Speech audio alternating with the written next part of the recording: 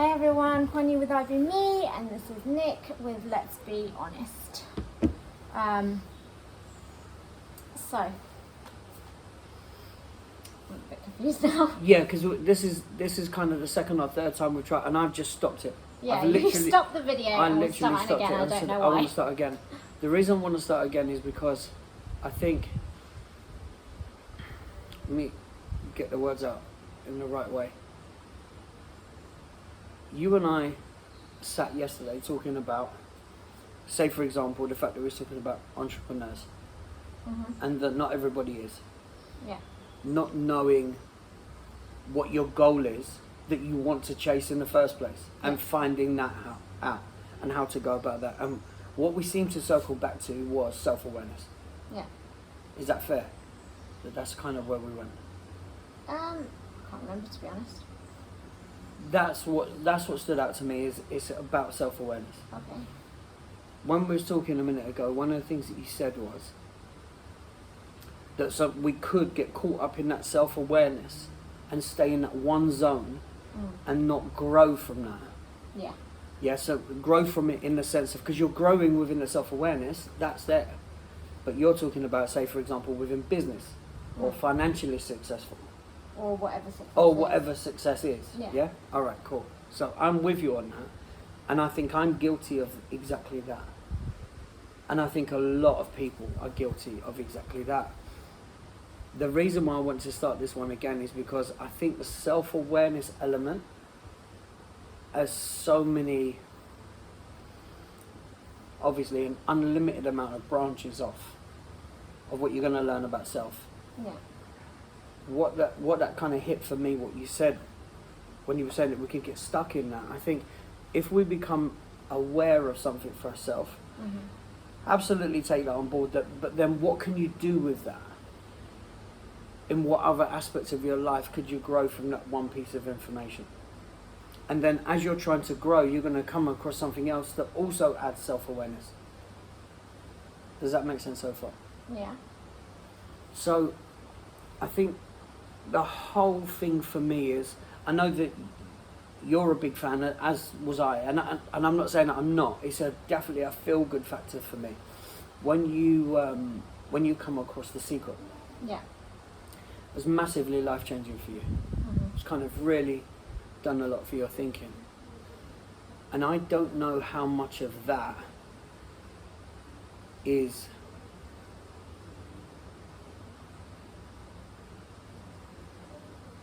put in a beautifully, psychologically stunning way for all, because we can all relate to that.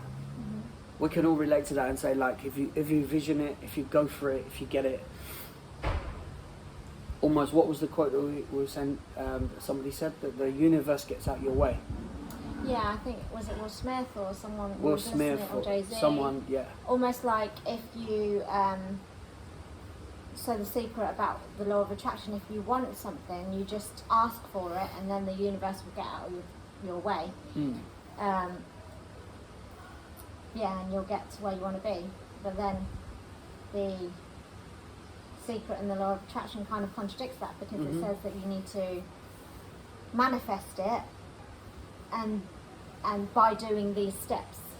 So envisage it and imagine it and write it down and take actions towards it and set goals, etc., etc. See, and this is my point. When Rhonda Byrne came out with that book and she released that, it's fantastic. Really, I really enjoyed it. And I said to you that my son, we had an experience where my son he kind of done that, and he gained something from that. And I look at it now and I say to myself, bloody hell, that was some coincidence. That was a huge coincidence. Now, you know, people that I listen to, like Winston, as far as he's concerned, there's no such thing as coincidences. So I get that, but from where my head sits, that was a coincidence. And it's massive. Now, I'm not saying, again, I know enough to know that I know nothing. For me, with all of this, it's just about, if you can become self-aware, but if you focus on something, how many times have you, say for example, if you look for and you decide, I'm going to buy this car, this is the car that I'm interested in. you will see that car more times than ever out on the road. Yeah. There's a psychology. I mean, there's a term for that in psychology, Mm-hmm. because it's a real thing. It's a phenomenon that happens. Mm-hmm. It just I'm noticing it, so therefore it's out there, and I think The Secret plays into that. Mm-hmm. So there's a scientific understanding for it, explanation for it, for me. And I think if you just focus on what you want, and it's that old, you remember the bit with the colours in the room? I'm not going to ask people to do it because I know what colours they got around, but the colours in the room aspect, that for me is the easiest sign that shows that if you focus on something with 100% commitment, that is, going back to your word, discipline, Yeah. it's almost that you can't fail. With 100%, I'm talking about with 100% commitment, with 100% focus, it's almost as if it wouldn't fail.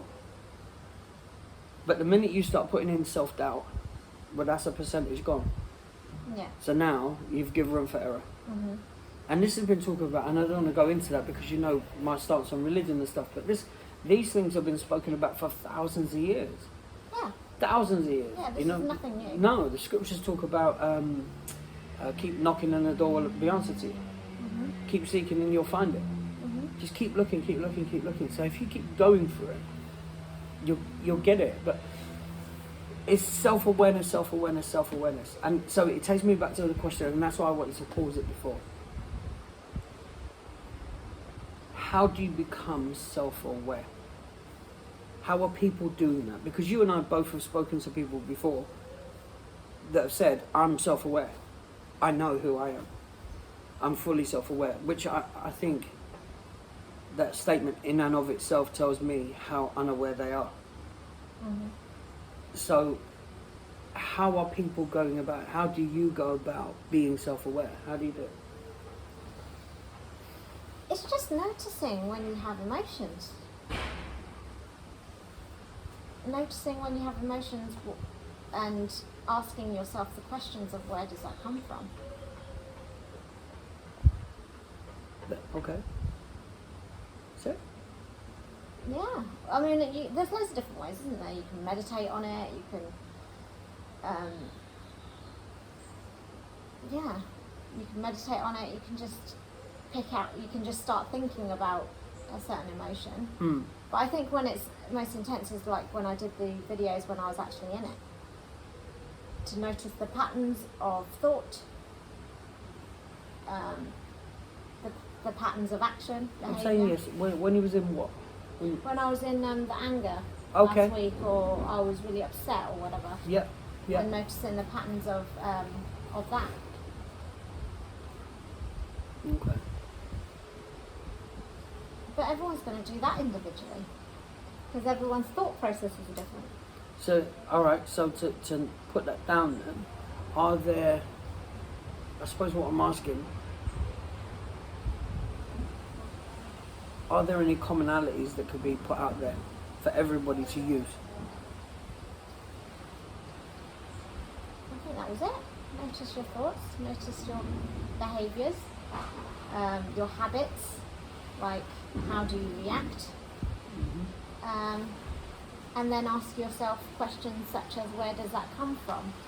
And once that question has been answered, it's kind of focusing in on whatever your answer is. So I'm angry, and my reaction is to be snappy or sarcastic, and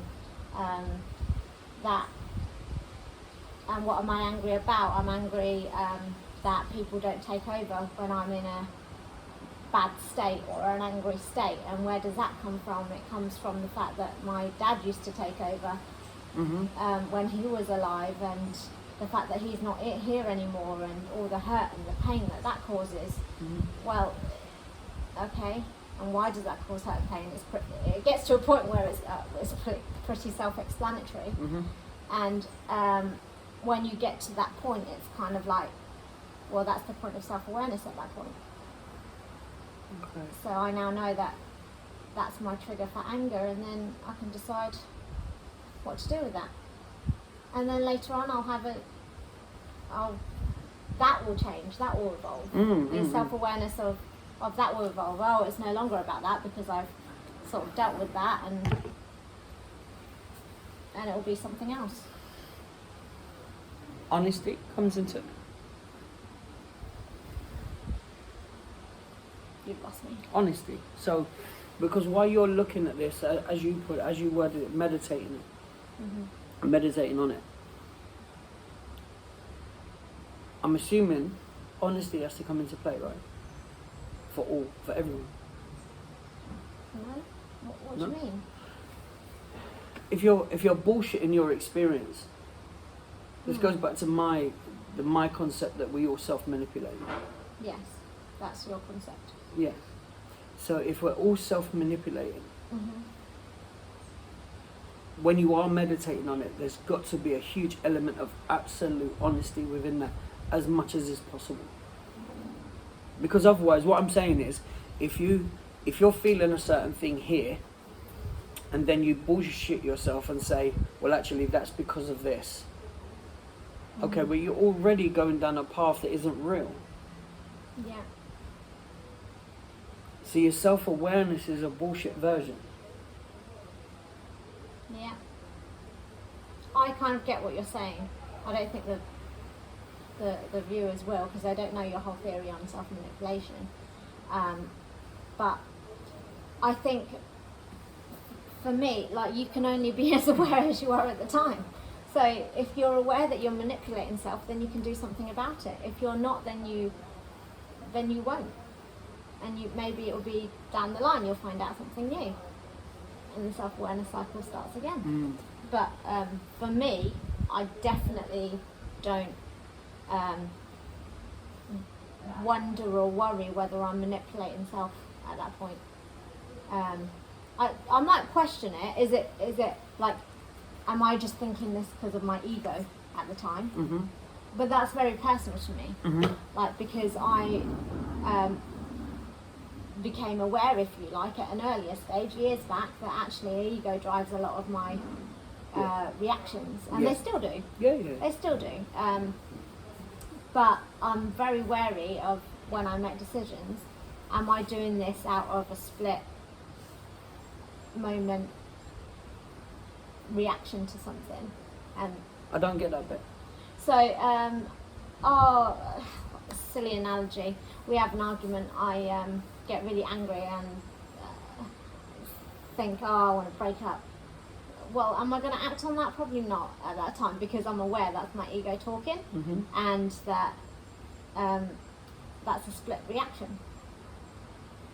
Okay. Yeah, I'm with it. So that would be, if I allowed that to happen, that would be my self-manipulation. Okay, I'm with it. I know you've got deeper levels of that, but I don't go that far, because also I know that if I go too much into the self-manipulation as you see it, I'd just be going round and round in circles. Yeah. See, I think you're right. Well, for you, and I hear you. I think I get it. It makes sense to me. I think because of the self-manipulation that I think we're all involved in, I feel myself stuck in that. And the issue is that in itself could be a self-manipulation. It's just like, fuck, I want to get out of this fucking mess. You know? And yet I think that's why you've stopped the video and brought it back to that, because I think you're doing it again. So for me, I'm trying to move the conversation onwards from, okay, you find self-awareness, then what? You act on it. Okay, cool. But then you act on it. You act on it how? And that's where I think we got stuck in the video yesterday. Okay, you act on it. Well, again, this sounds like a cop-out what I'm saying, but of course that's a very individual thing. It depends on what you've learned. It depends on what you've experienced, how you've understood that as being part of you. And also, that's why I was asking before, is there any uniforms? Are there any commonalities that can be put out there with that to move forward, because that's the bit on moving forward is we can only keep it personal. We can only keep it for you, can only keep it for me. And then somebody else, like, almost use that for themselves. Almost as a transference, almost as I'm going to transfer that bit of information there to my own world. You're looking at me blank. Yeah, because that's the point of the video, so that people can take the information they need. But okay, all right, sorry. See, this is where do I get just too ahead? I don't know. This is what I mean. I think you get stuck in the theory, and then you pinpoint on one thing, and that's it. You're there for like the next week. Whereas I'm trying to say, okay, you found out the self-awareness. I keep coming back.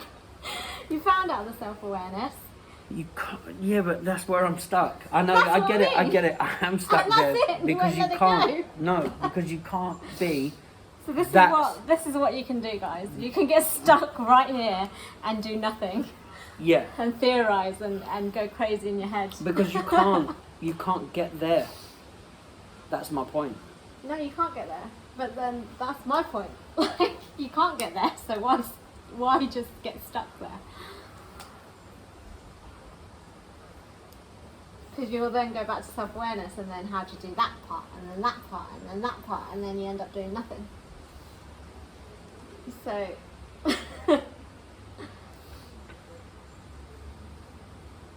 See, I'm going to contradict everything I've just said. go on then. 1, 2, 3. 3 of the most successful people that I know Right. are 3 people that couldn't give a shit about self-awareness. Okay. They just do. Yep. I think that's the next stage. They just do. They couldn't give 2 F's about any of that self-awareness stuff, what you or I think, Yeah. what you and I believe, and we can theorize until the cows come home as far as they're concerned. They just Absolutely. do. Absolutely. And I think that's the next step. But I think for me, what hinders that step is the discipline it takes to do the stuff that you don't want to do. Or maybe those guys have it, like maybe they've developed some sort of method of not thinking, like not even worrying that it's hard. Just No, do it. one of the guys in particular, he he's got a whole team around him that do things. They do the donkey work for him, and from day one he's had that. They do the donkey work. I don't know how to do the computer stuff. You do it. I don't know how to do it. We'll learn. That's what I'm paying you for. You learn and you do it. I'm not doing that donkey work, but this is the result I want. Yes. Done. And while that's fantastic when you've got money to pay someone, Mm-hmm. what about where, say me and you are, where we don't have the luxury of paying someone to do it, and it's the discipline part, I think, of trying to do those things or finding a way to do those things without capital.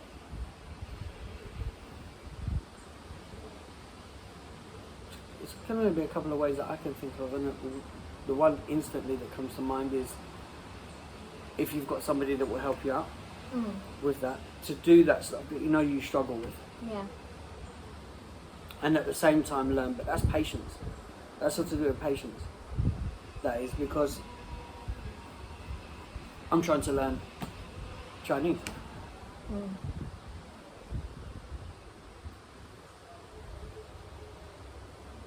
Sometimes we're not the most patient with each other to teach each other. Do you know what I mean? So if I'm getting it wrong, then that can. So sometimes it's like, is this how you say it? And I want to nag the death out of you for that. The other thing is, yeah, just to buckle down and just do it, because again, it goes down to that same. In fact, all 3 of them really. But that goes down to their end goal. All 3 of them have one thing in common, and that is their end goal. and their end goal, they know what they're looking for. Yeah. They've already got that set. They've got that there. And everything they're doing in between that is just for that. It's nothing else matters. The only thing that matters to all of those three is my end goal. And that's it. So the mundane, or the discipline as you call it, for them is kind of, not only is it an obvious one, it's a need. I have to do this. I've got to, because if I don't build this bridge here, then I don't get to that goal. Because I've got to this part, I now realise actually there's a missing link. I have to create that missing link, and I have to find that within myself. So yeah, their whole focus is that end goal. There's nothing else that gets in the way of that. It doesn't matter what it is. So, and that sounds great, but I want to get into the intricacies of that, because I think that's where, say, people like you and I are stuck. So it's great in saying that it doesn't matter, but how do they do it? How do they, is it, I don't know. So is it like what you touched on earlier? Is it like kind of like the Gary Vee stuff, where if you don't know how to do something, you're not good at it, outsource it? It could be that, but also you'll hear, I've heard a load of people, all the people that we've listened to, and you'll hear people talking about sacrifices. Gary Vee talks about it all the time, and he talks about how he didn't have all through his teens, he never had a Saturday to himself. For the whole of his teens and the whole of his 20s, never had a Saturday to himself, never had a day off, just worked constantly. So he talks about sacrifice on that. But if I'm really honest, especially being around these three people, the stuff that you and I would consider sacrifices, there's a mentality there that for them, it's not a sacrifice. They've just, again, it goes into my self-manipulation, whether it's them or me, I don't know. Or both, I don't know. But the reality is, say for example, one of them won't get as much time with their children. Now my son's 27. I'm not going to not see him. Yeah. There's no goal I could think of that would get in the way of me seeing him. Yeah. For these three, that goal is so much more important. Because, and say important, it doesn't mean that their children are less important, but what they're saying is, I want to get to that so that I've provided that for them. Yeah. And I will sacrifice seeing them this day, to get there, because that will get in the way of that. So it's literally just that focus. I know you want to get into the intricacies, but I think that's hugely important. Of course it is. It's But down that's to your gone mind. back to the self-awareness, haven't we? It's going down to mindset. Looped back again. Knowing what's that important, that you're willing to make the sacrifices. Yes, however, they don't see them as sacrifices, and that's my point. They don't see that as a sacrifice. The fact that they're not seeing their children, or they're not doing this, or they're not doing that, it just is. I'll be in, you know that if I go to meet my son and I can't, I'll be in bits. I need to see him. Yeah. For them, it's needs must. I see them in a month. I see them in 2 months. So I think it's that level of focus. Now, if you've got that level of focus, then I think learning a computer program to use, I think is a piece of piss if you're prepared to chuck that aside. Yeah. And it's that level of, and like I said, most people I think would say it's a huge sacrifice. Not to these three, it's not. No. Two of them are already. But I wonder, I wonder how self-aware they are. Then they couldn't give two hoots about self-awareness. That's what I mean, yeah. So maybe then this whole start is, but then it's like different for every person, isn't it? Yeah, not I mean, everyone's done it that one way. There's not one way of doing it. No. So maybe their way is, but like the how is to not do the self-awareness. Is to stop the self-awareness. That's it. Just go go and do. Yeah. So, for some, I think that would be the case. Yeah. I think that would be the case. I mean, one, now that he's got to a certain point and the ball's rolling, and he explained it in this way, and Marlon did as well. Marlon, he does well for himself. Mm-hmm. And Marlon explained it in this way, and so did Winston. They explained it in this way. If you see somebody pulling a truck, pulling a lorry, and they're doing one of them strongman events where they're pulling this lorry with all this rope over them, it's the initial move in that truck that is the hard bit. Yeah. Once it's rolling Yeah. and it's got some momentum, it just becomes easier. Yeah. And Marlon and Winston explained it to me in that way. That the beginning part was really difficult. Yeah. But now the ball's rolling, things are just happening. Yeah. And I think for that, it reminds me of, like, I'm going back to discipline, I know. But of doing something you don't want to do until it becomes a habit. Which we know it takes around 30 days, right? Mm. Yeah, for the connections to be made, it takes around between 30 and 35 days, yeah. Yeah, about a month Mm. of doing something that you don't want to do. Which sounds like no time at all, but when you don't want to do something, I think it is. Yeah, I mean, in the grand scheme of things, it's Yeah. not, but it goes back to how bad you want anything. Mm. So, you're right, I mean, just sitting there talking with you now, you're right. I think the bit where I get stuck in theory, and the bit where I get stuck on, say, self-manipulation or self-awareness, Mm-hmm. that could massively be a part of my self-manipulation to keep myself here. But I'm also aware of other issues that are around that, like we said, worthiness and stuff like that. These guys don't look at any of that. No. The guys that I know that are successful, let me bring a fourth one into the equation. The fourth one that's into the equation now, his truck is moving, his ball is rolling, Mm-hmm. and it's going at full pelt now. Yeah. And he's literally waiting for the time and there's a plan of action, everything's in place, everything's taking place. Yeah. And once certain contracts are signed, he's retired, he's done, he's finished. So now that he's at that space, now he's all about self-awareness. Yeah. Now Yeah, I want to 'cause it look was a at, hindrance. yeah, it was, But then that's self-awareness as well, isn't it? But without him knowing that he was practicing it, yeah, he was just doing.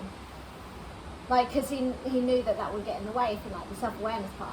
So then stop that, just go full out. yeah. I wouldn't even say to that degree. I don't think he gave self-awareness a thought. I No, thought it was no. literally, this is what I want, this is what I'm into, this is what I enjoy, I'm doing it. Yes, but then he's made that conscious decision to push that self-awareness bullshit, if you like, aside. Through self-awareness, even if it's a split second of a decision. Possibly. It's a question I'll ask him actually, Yeah. because I'm interested in that. Mm. I will ask him that question, if that was a conscious one. Yeah, I don't So know. my difficulty, like right now, is the only thing I don't find difficult is doing these videos every day. That's the only thing I don't find difficult. Okay. The stuff that I do find difficult is the discipline, all the kind of behind the scenes stuff of there's so much, like I'm so near the beginning that there's so much to do. Like, I need to learn more about technology, and it's improving. I'm doing video cuts now and stuff like that, but then I need to learn which platform for which what content, and then I need to get up at 6:30 or earlier in the morning to do the meditation and the gratitude and so on and so forth. And another thing I keep forgetting, which is really annoying and probably a massive link to me not succeeding, is the doing this not for selfish means, to be of service, because I know that that's another. Okay. I'm kind of further along the line of, like, it's almost like that's the least repeated thing, you know, repetition. So much repetition, and that's what advertisement is, if you like, until you actually do something. So the least repeated thing for me is this, service to others, which is the intent behind it, and yet I feel like that needs to be much, much, much, much stronger. Like, that needs to be almost like that needs to push out the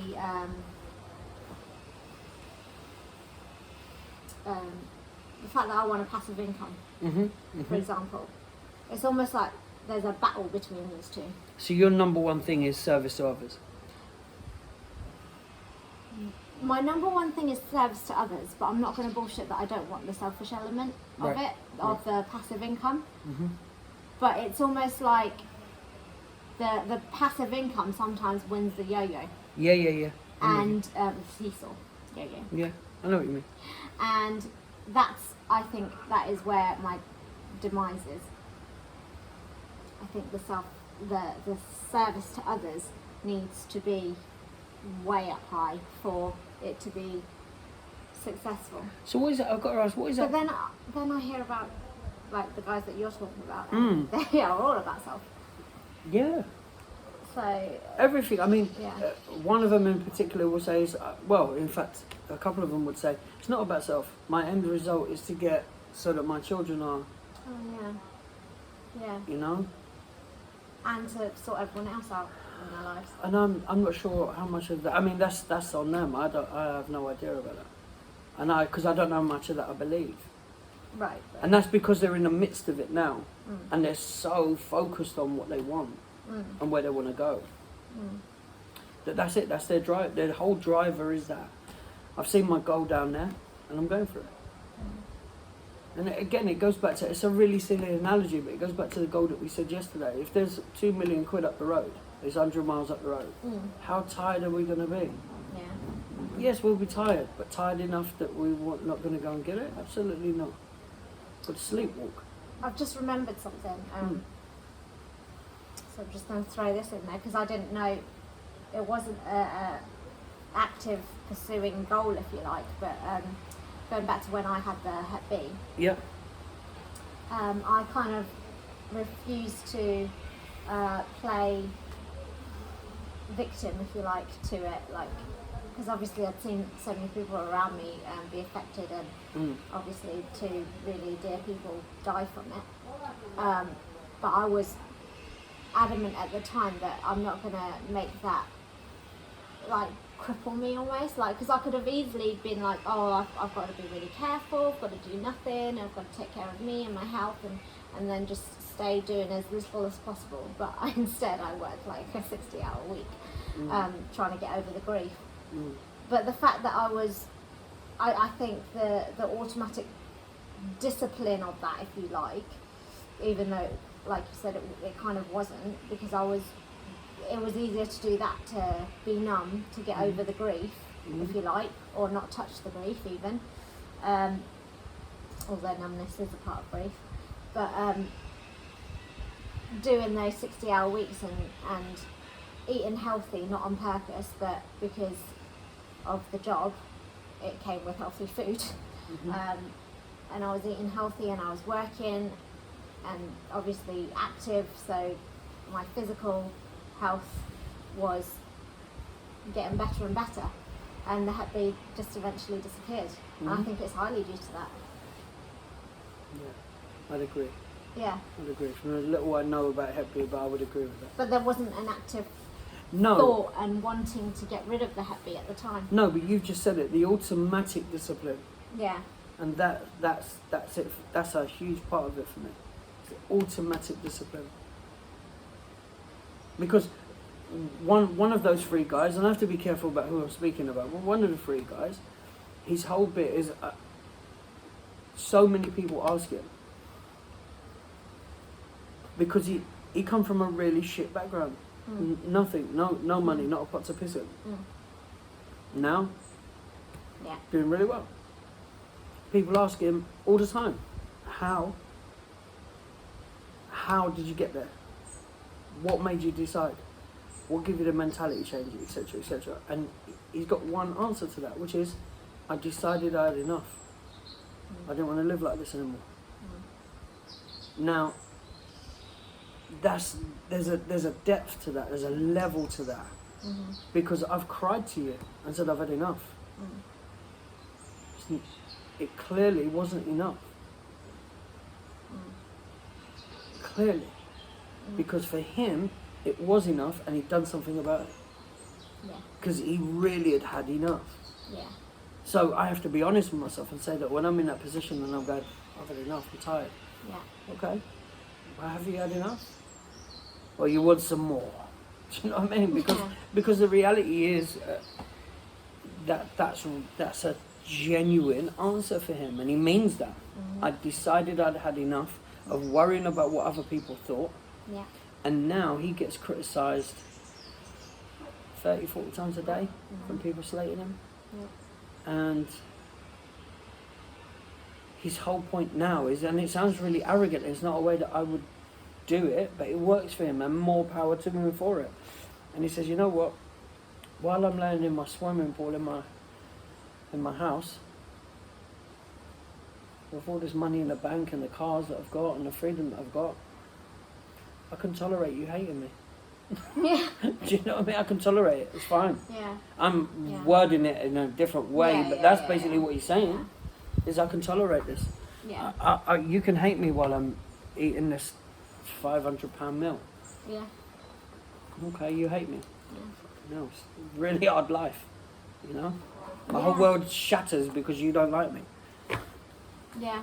And I kind of feel like that. And there's a sarcasm of him. Not that I've got the money or the swimming pool, No. but it's kind of like, okay, you hate me, or you don't agree with this part of what I'm saying, or you don't agree with that part of what I'm saying. Mm. But I'm doing it for the people that are taking something from it. Not necessarily agreeing, but even if they don't agree, to take something from that and run with that and improve their lives in some way for them.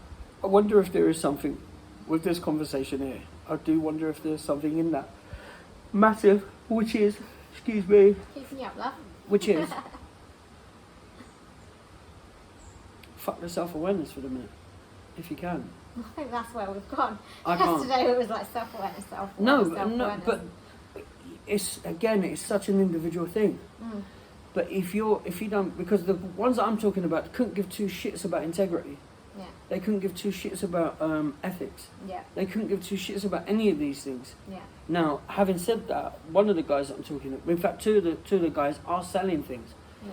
and their stuff is legit, and I know it is, Yeah. because they wouldn't sell shit. Yeah. So they're integral in that part, Yes. and they're genuine in that part. Yes. But how they go about getting these products, Mm. how they go about getting these things in the first place, they couldn't give two monkeys what anyone else thinks. Yeah. But now it's got their name on it. No, this has now got to be A1. This has got to be top grade. Yeah. No. Because I'm only going to sell what I would have myself. Yeah. What I would use myself.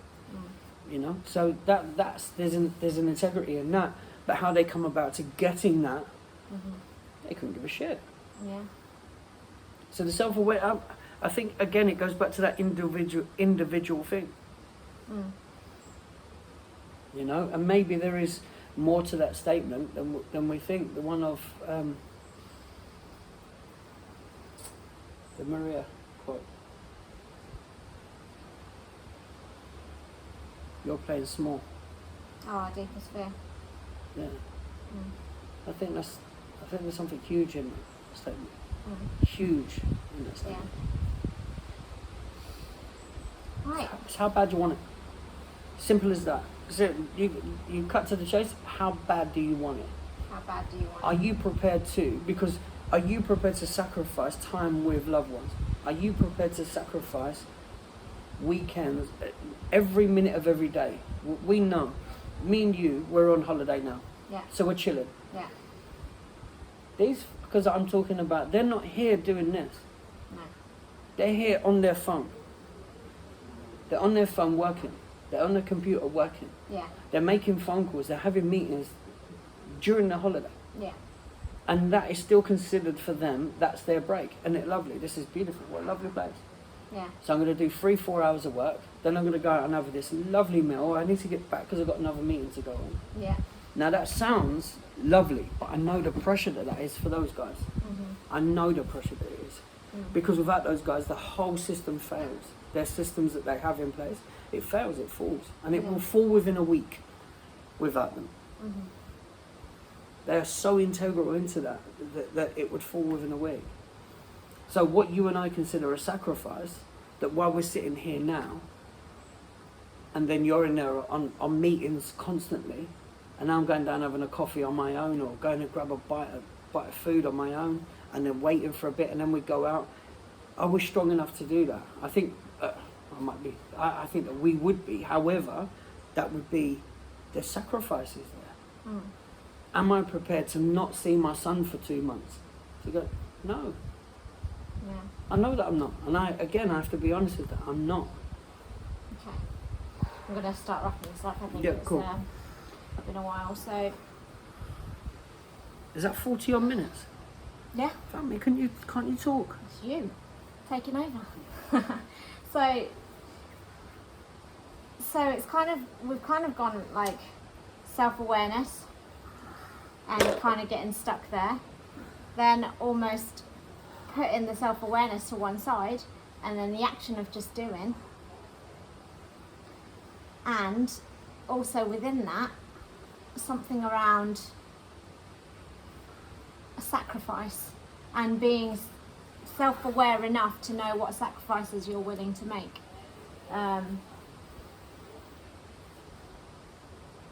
And maybe that will help with the discipline, because it's not anymore. Last thing, because I know we want to wrap it up, so but I've got to say this. How many people out there, you've done it, I've done it, we've all done it, and I would imagine everybody that sees this would have done it. How many of you have had an idea but done nothing with it? And then within a year or two, you see it on the shelves. You see a concept of what your idea was out there. Yeah. I remember donkeys years ago saying to you, I think there should be a translation system, because we was shipping everything out to be like dealt with in India and stuff like that on the phones. I was saying because of the communication issue, we should have an app or something in between where I talk in English, then it translates into Indian. They talk in Indian, then it translates into English. Then there's no communication issue.